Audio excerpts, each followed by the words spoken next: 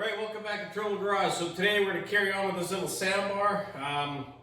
Got lots to do. I think one of the things I'm going to do while I've got my other little sandbar beside it is I'm going to disconnect the alternator and the starter and see if that's going to resolve my dead short that I'm getting. Because I really want to check the lights and everything, the radio, whatnot, and see if this thing works. So let's get some jumper cables, disconnect those two things and see what we find out.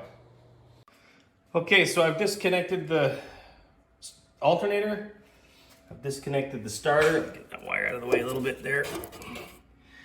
I also pulled off the air box, and I also pulled off the intake into the carburetor. Hang on, I'll get my phone in here so you can see how nasty this looks. Look at that. Oof, my good God, it is nasty. So I sprayed some penetrating oil in there, but that carb is definitely gonna have to come out and get a serious cleaning. I don't even know if it's going to be salvageable, to be honest. I have another carb as a spare. It's not complete, so I might be able to make 2 out of 1. Fingers crossed there. So anyway, let's get some jumper cables on here and see if this thing sparks still.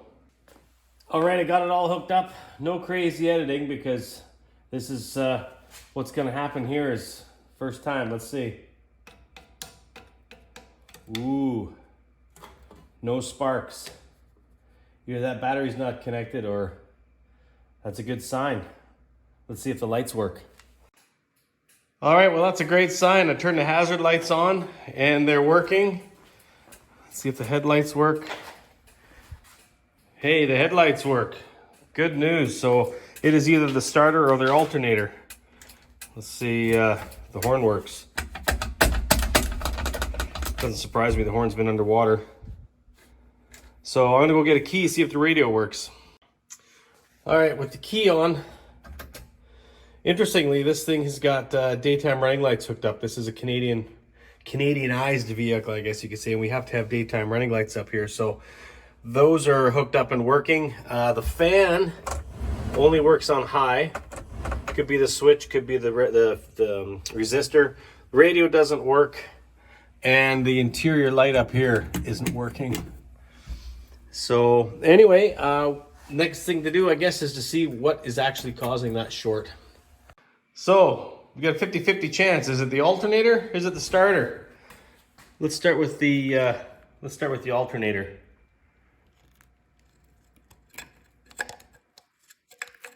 I would say no, it's not the alternator. Let's go with the starter.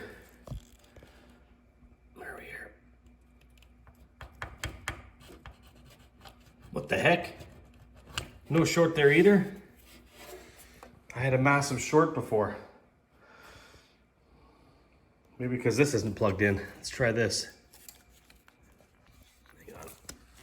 Plug that in, now try the alternator.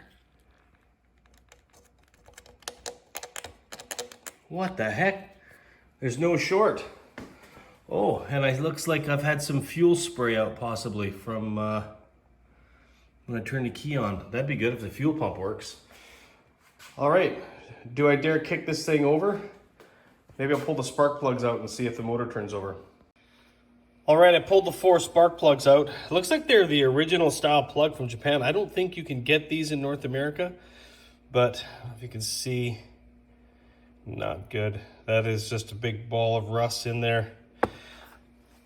I strongly suspect this engine's going to be coming out and being rebuilt, but I'm going to hand crank it over and see if it's stuck. All right, one thing with the box off, it's easy to get to the crank. It's a 17mm socket. Let's put this on there, see if she turns. Oh yeah, she turns a bit. Ooh, that does not feel very nice. Oh yeah, that's not good.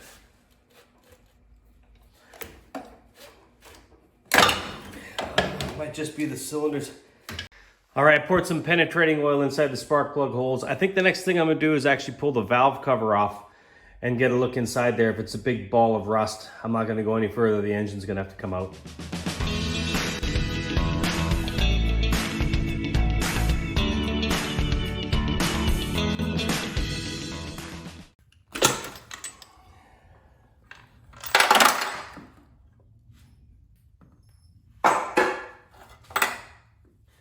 Oh, it's actually, it's not too bad. It's a little bit of surface rust, but it comes off easy with your finger. Not bad at all. Okay, let's give that thing another crank with that valve cover off and see if things are moving in there. Yep. Cam lobes look good too. Oh yeah, it's way easier now. Oh, there, she's tight. Oh, that's tight.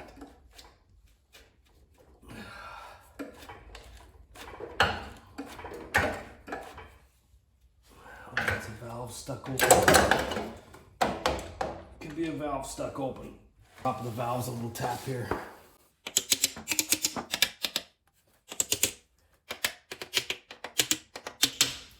See, that was a little bit. Just give it a light tap, you can tell if they're stuck or not.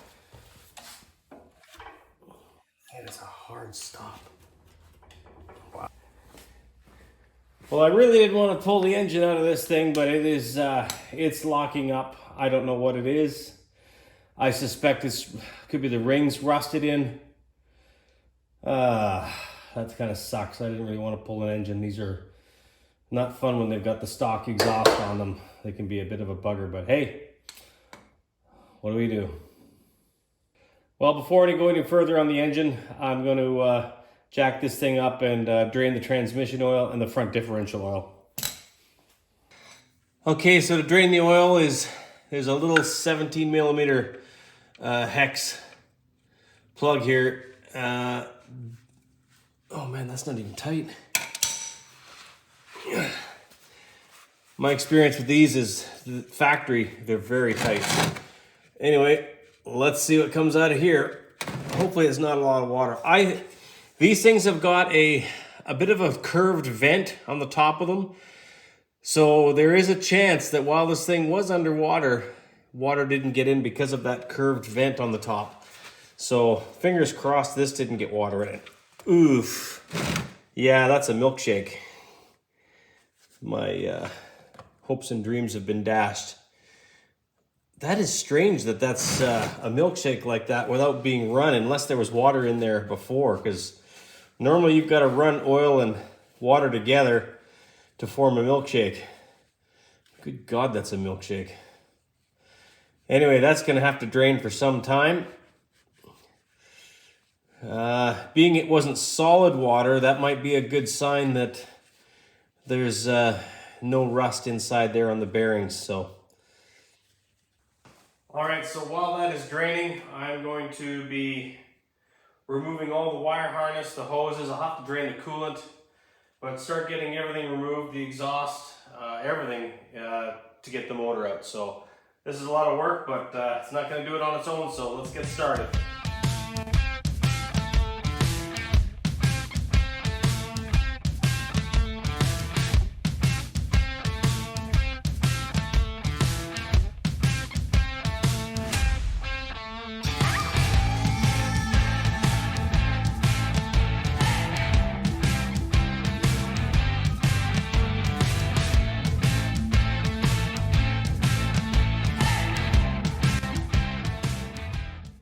All right, so the exhaust is coming off actually fairly well. I haven't broken one bolt.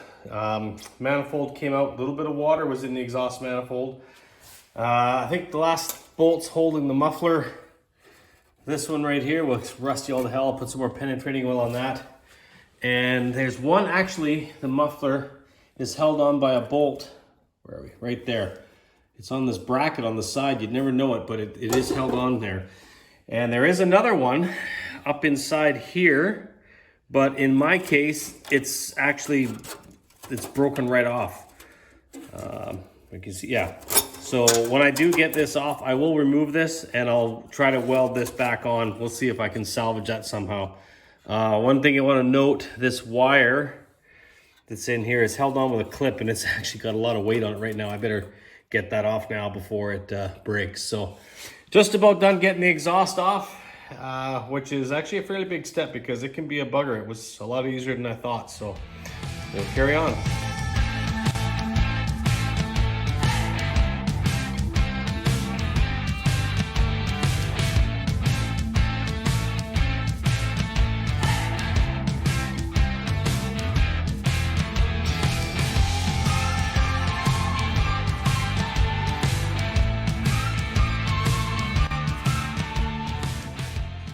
All right, one thing we got for sure here is a damn mess.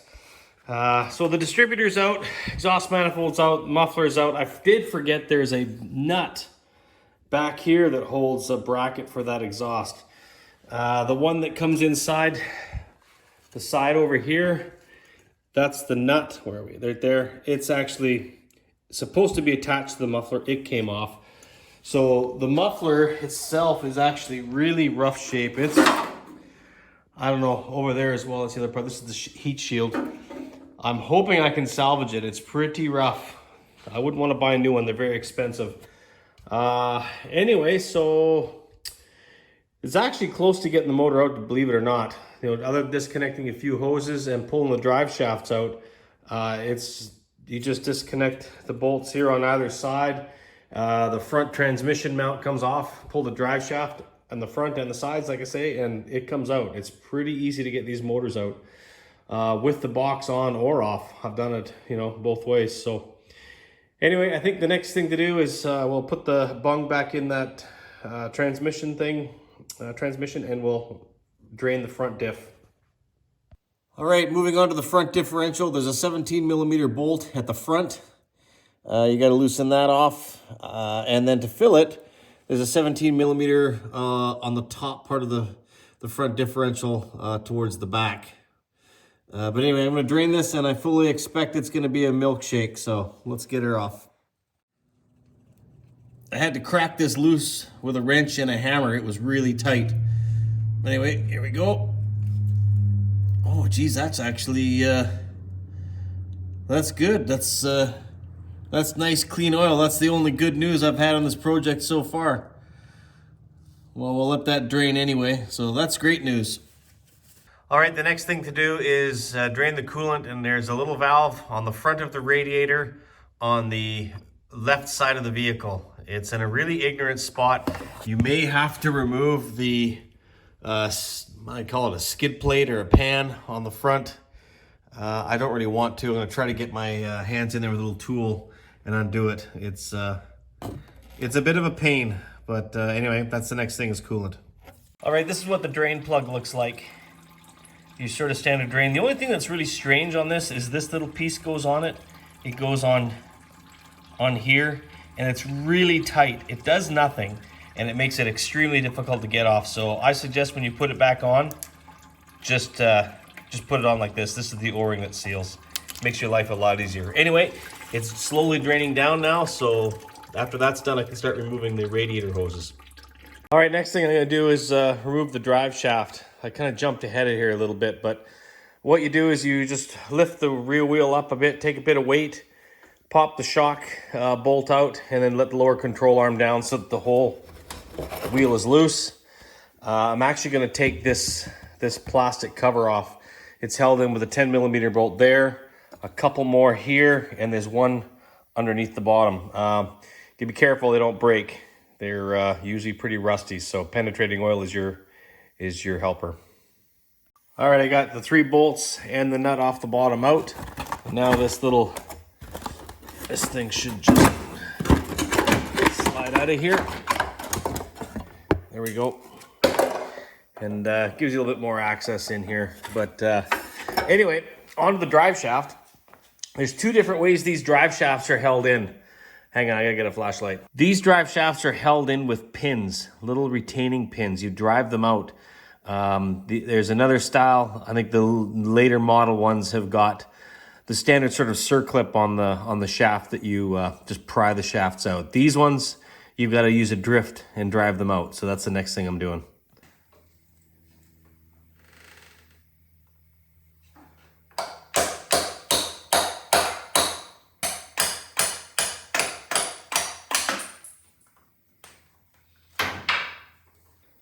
So that's the pin right there. You drive that out of the drive shaft, and then basically now the drive shaft, you can just pry it off or just slide it off the transmission. There, I see I can get this on camera. Get drive the pin out there, and then just pull the drive shaft off. It's that easy.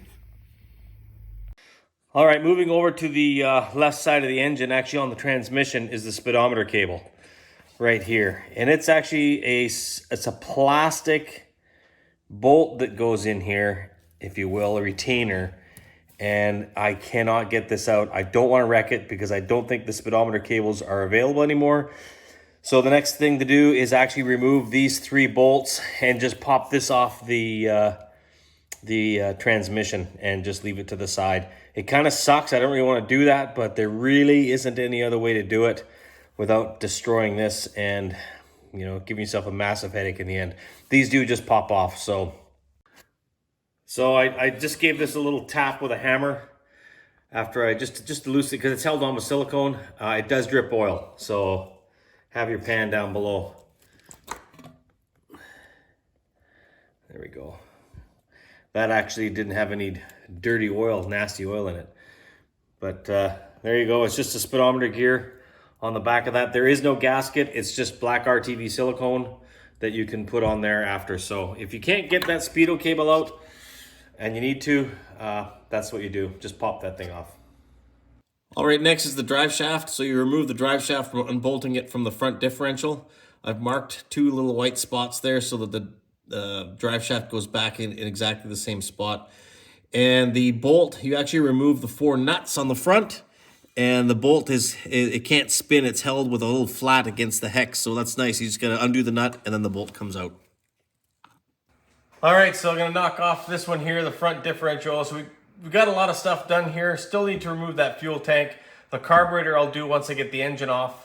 Unlocking the rear wheel, I've got to deal with that one. I don't know how I'm going to do it. I keep putting it off and getting other stuff done, but that's going to be an important one. And pulling the engine and transmission, that's going to be the next thing.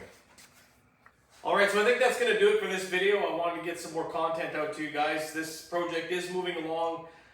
Just about got the engine out. The next video will definitely be pulling this engine out and separating the transmission from the engine and maybe start tearing this engine down. So anyway, I hope you're enjoying the project. It keeps growing, it keeps getting more and more, but we'll persevere and get this thing done, and I know I'll get it running again.